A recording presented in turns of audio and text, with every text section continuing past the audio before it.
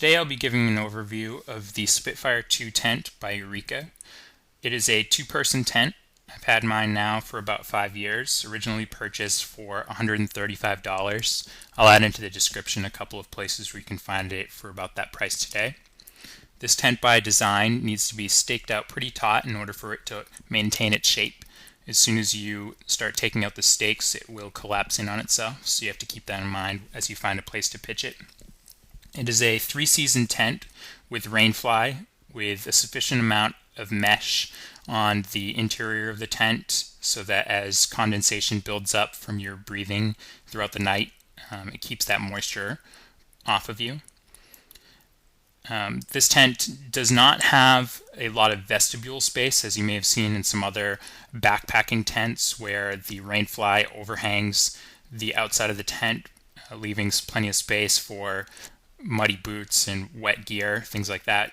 And this tent does not have that. That's the one drawback that I found about it. It does overhang well enough that you will not experience any rain into the tent, even in a driving rain with heavy wind. I've always been able to keep the water out where it's supposed to be. This tent does not have a footprint as it comes from the factory. I believe you can purchase a footprint separately, but all I do is fold up my all-weather blanket, tarp, and keep that under the tent to provide a little extra comfort in knowing that I'm not going to have any water coming up from the ground into the tent. It does have 2 matching doors on either side. I'll demonstrate here how you can pretty easily unzip the rainfly to roll up the doors, as well as the interior mesh door, and then you can tab it out and keep it out of the way.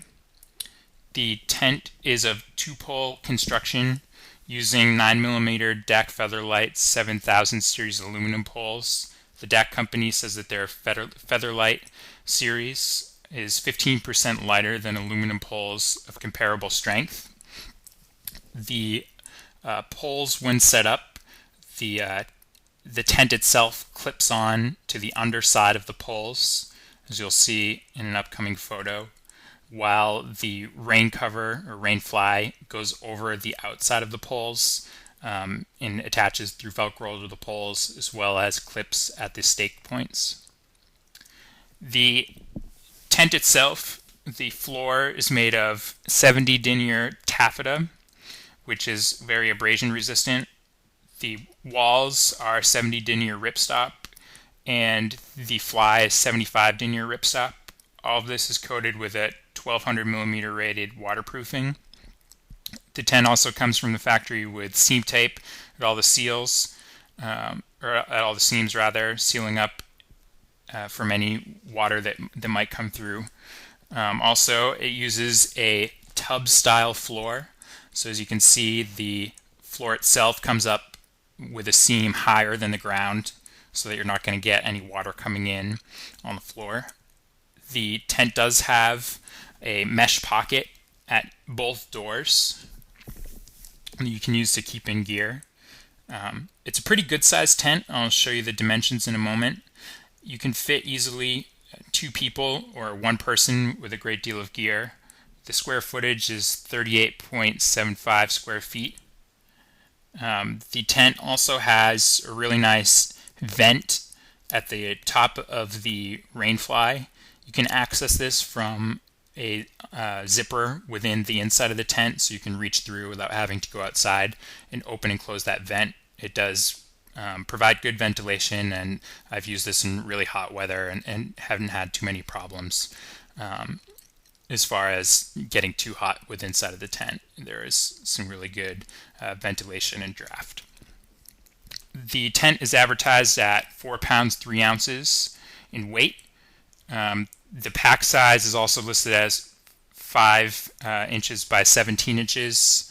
I've been able to pack mine up a bit smaller in size to 6 inches by 15 inches. It really just depends on how you fold it and roll it.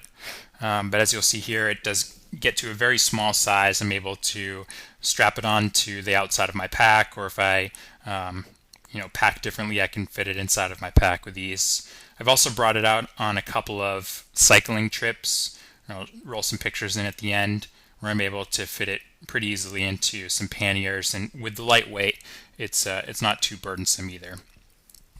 If you guys have any other questions, please feel free to leave some comments, and thanks for watching. I'll catch you on the next one, and you'll probably see this tent in some future videos. Thanks.